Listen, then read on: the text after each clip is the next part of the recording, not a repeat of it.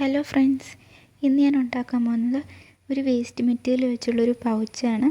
ഇതിന് മുന്നേ ഞാനൊരു വീഡിയോ ഇട്ടിരുന്നു, ഹെഡ്സെറ്റ് ഇട്ട് വെക്കാൻ വേണ്ടി ഉണ്ടാക്കിയൊരു പൗച്ച്. ആ പൗച്ച് എൻ്റെ കയ്യിൽ നഷ്ടപ്പെട്ടു പോയി. അപ്പം വേറൊരെണ്ണം ഉണ്ടാക്കാമെന്ന് വെച്ചു.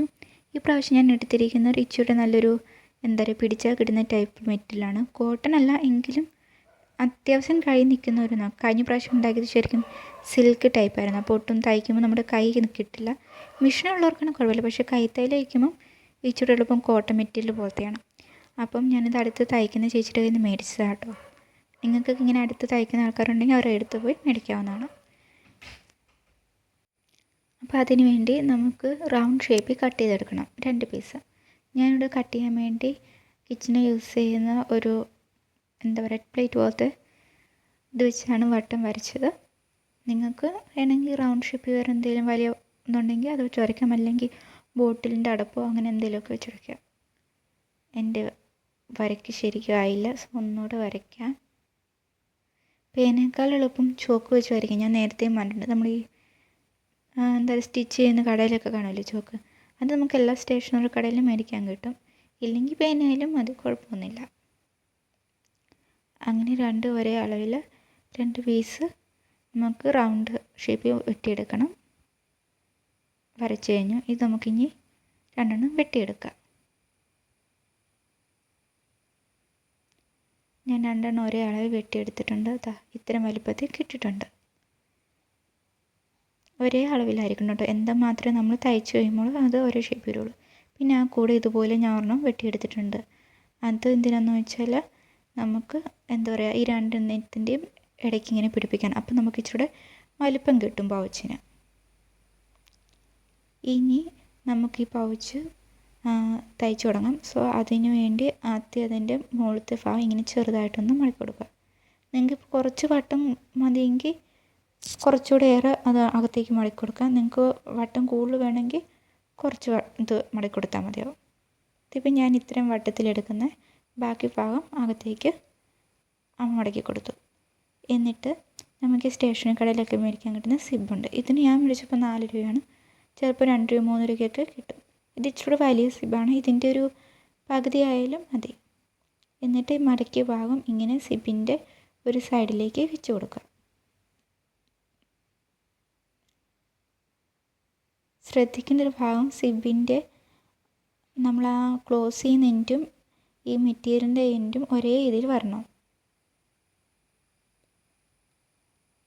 അതുപോലെ തന്നെ നമ്മുടെ മറ്റേ സൈഡും വെച്ച് കൊടുക്കാം. എന്നിട്ട് ഇതുപോലെ തയ്ച്ചെടുക്കാം.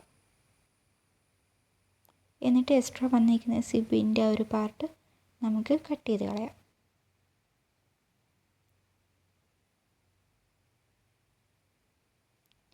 ഇനിയിപ്പം അതിൻ്റെ മുകളിൽ ലോക്കുണ്ട്, പക്ഷെ താഴെ ലോക്കില്ല. അപ്പോൾ എന്താ സംഭവിക്കുന്നത് വെച്ചാൽ നമ്മൾ താഴെ ലോക്കിട്ടില്ലെങ്കിൽ സിബ് ഇങ്ങനെ നമ്മൾ തുറക്കുമ്പോൾ അത് താഴേക്ക് പോകും. കണ്ടോ, സൂക്ഷിച്ച് പറഞ്ഞു. അപ്പോൾ താഴെ നമുക്ക് ത്രെഡ് കൊണ്ട് നമുക്കൊരു ലോക്കിട്ട് കൊടുക്കാം. ജസ്റ്റ് നമ്മൾ ഈ തുണി തയ്ക്കുന്ന സൂചി നൂലും വെച്ച് തന്നെ നമുക്ക് ലോക്കിട്ട് കൊടുക്കാവുന്നതാണ്. നിങ്ങളുടെ കയ്യിൽ ബ്ലാക്ക് നൂലുണ്ടെങ്കിൽ ആ ബ്ലാക്ക് നൂല് വെച്ച് തയ്ച്ചാൽ നമ്മൾ ലോക്കിടുന്ന സമയത്ത് ഒട്ടും അതറിയില്ല. എൻ്റെ കയ്യിൽ ഇപ്പം വൈറ്റ് ഉള്ളായിരുന്നു, അപ്പോൾ ഞാൻ വൈറ്റ് വെച്ച് തയ്ച്ചു. പിന്നെ നിങ്ങളിപ്പോൾ ഏത് മെറ്റീരിയൽ യൂസ് ചെയ്താലും ആ മെറ്റീരിയലിന് ചേരുന്ന നൂലുണ്ടെങ്കിൽ അത് വെച്ച് തയ്ക്കുകയാണെങ്കിൽ നമ്മൾ ആ തയ്ച്ച പാർട്ട് ഒട്ടും കാണില്ല. അപ്പം ഒരു ഭംഗി ഉണ്ടാവും കാണാൻ. എന്നിട്ട് ഇതുപോലെ ഒരു സൈഡിലൂടെ എടുത്ത് അപ്പുറത്തെ സൈഡിലൂടെ തയ്ച്ചു കൊടുക്കുക. അപ്പോൾ അത് ലോക്കായിക്കോളും. പിന്നെ നമ്മൾ എത്ര തുറന്നാലും അതങ്ങ് പോവില്ല.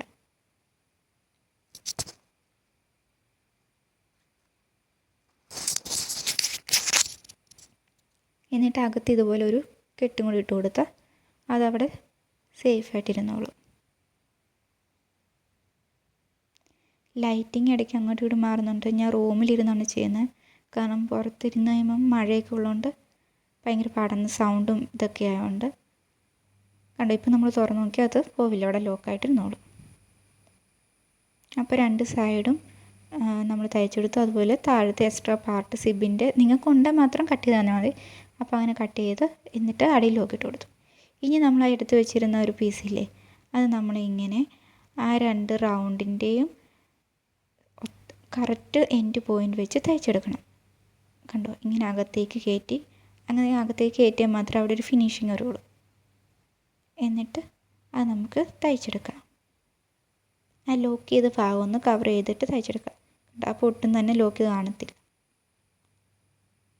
സാധാ നൂല് വെച്ച് തയ്ച്ചെടുക്കാം. കണ്ടോ, ഇങ്ങനെ തയ്ച്ചെടുക്കാം. ഇപ്പം ഞാൻ പറഞ്ഞിട്ട് നിങ്ങളിപ്പം ഇത് ബ്ലൂ മെറ്റീരിയലാണ്, മെറ്റീരിയലിൻ്റെ കളർ. അപ്പം നിങ്ങൾ ബ്ലൂ നൂല് യൂസ് ചെയ്താൽ കുറച്ചുകൂടെ കാണാൻ ഭംഗിയായിരിക്കും. മീൻസ് നമ്മൾ തയ്ക്കുന്ന ആ ഒരു ഏരിയ ഒന്നും കാണില്ല. അപ്പോൾ കുറച്ചുകൂടി ഒരു പെർഫെക്ഷൻ കിട്ടും. ഇനി നമുക്ക് ഈ രണ്ട് സർക്കിൾ പീസും ആ നടുക്കുള്ള നീളത്തിലുള്ള പീസും തമ്മിൽ ജോയിൻറ്റ് ചെയ്തെടുക്കാം.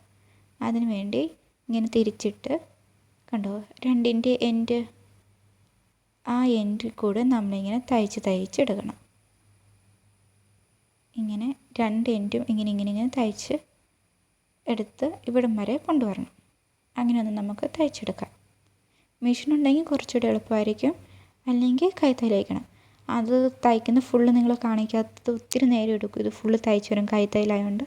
അതുകൊണ്ടാണ് ഞാൻ ഫുൾ വീഡിയോ ഇടാത്തത്. ഇനി നിങ്ങൾക്ക് തയ്ക്കുന്നത് കാണണമെന്നുണ്ടെങ്കിൽ പറഞ്ഞാൽ മതി, ഞാൻ വേറൊരു വീഡിയോ ഇടാം.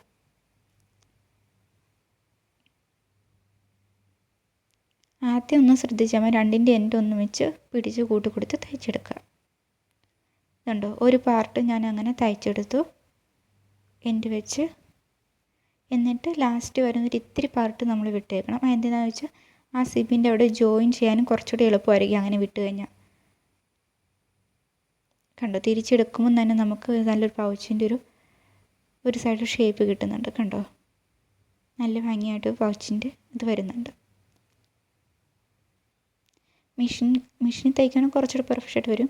മെഷീനിലായാലും കുഴപ്പമില്ല, നമുക്ക് കൈ കൊണ്ട് തന്നെ തയ്ച്ചെടുക്കാം.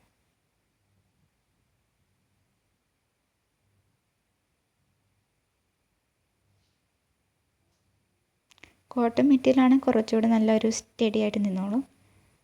ഇത് കുറച്ച് എന്താ പറയുക, അത്യാവശ്യം കട്ടിയുള്ള മെറ്റീരിയലാണ് എങ്കിലും പിടുത്തം കിട്ടാൻ ഇച്ചിരി പാടാണ്. ഇനി നമ്മൾ നേരത്തെ തയ്ച്ച പോലെ തന്നെ ഈ സൈഡും നമുക്ക് തയ്ച്ചു കൊടുക്കാം. സിബ് കൂട്ടി തയ്ക്കില്ലേ, സിബ് മാറ്റി വെച്ചിട്ട് വേണം തയ്ക്കാൻ, ഇല്ലെങ്കിൽ ലോക്കായി പോകും. ഇതാ അങ്ങനെ നമ്മൾ രണ്ട് സൈഡും തയ്ച്ച് സർക്കിളും ജോയിൻറ്റ് ചെയ്തെടുത്തിട്ടുണ്ട്. അകം കണ്ട നല്ല അലങ്കോലമായിട്ടുണ്ട്. അതിങ്ങനെ കൈത്തയ്യലിരിക്കുന്നുണ്ടാണ്, കുഴപ്പമില്ല, നമുക്ക് അകം കണ്ട.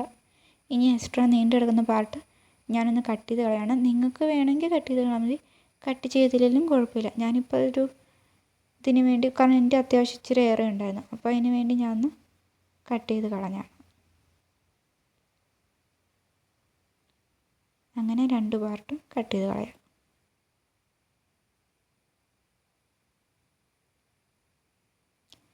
വലിയ കത്രിക കൊണ്ട് കട്ട് ചെയ്യുകയാണെങ്കിൽ കുറച്ചുകൂടെ വൃത്തിക്ക് വരട്ടെ. ഇതിപ്പോൾ എൻ്റെ കയ്യിലുള്ളൊരു കുഞ്ഞു കത്രികയായിരുന്നു, അപ്പം അതങ്ങ് കട്ട് ചെയ്ത് കളഞ്ഞു.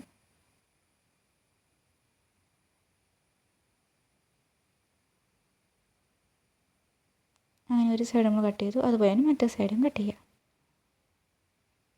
ഇപ്പം ഇങ്ങനെ കിട്ടി.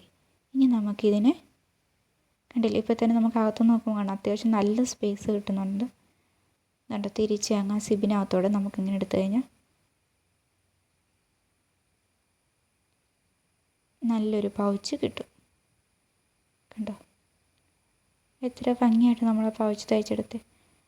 അത്ര ഭംഗി എന്തെങ്കിലും പെർഫെക്റ്റ് ആയിട്ടില്ല എങ്കിലും നമ്മൾ അത്യാവശ്യം നമുക്ക് യൂസ് ചെയ്യാൻ പറ്റിയ രീതിയിൽ വേസ്റ്റ് മെറ്റീരിയൽ വെച്ച് ഒരു സിബ്, നമ്മൾ എക്സ്ട്രാ മേടിച്ചത് ഒരു സിബ് മാത്രമാണ്.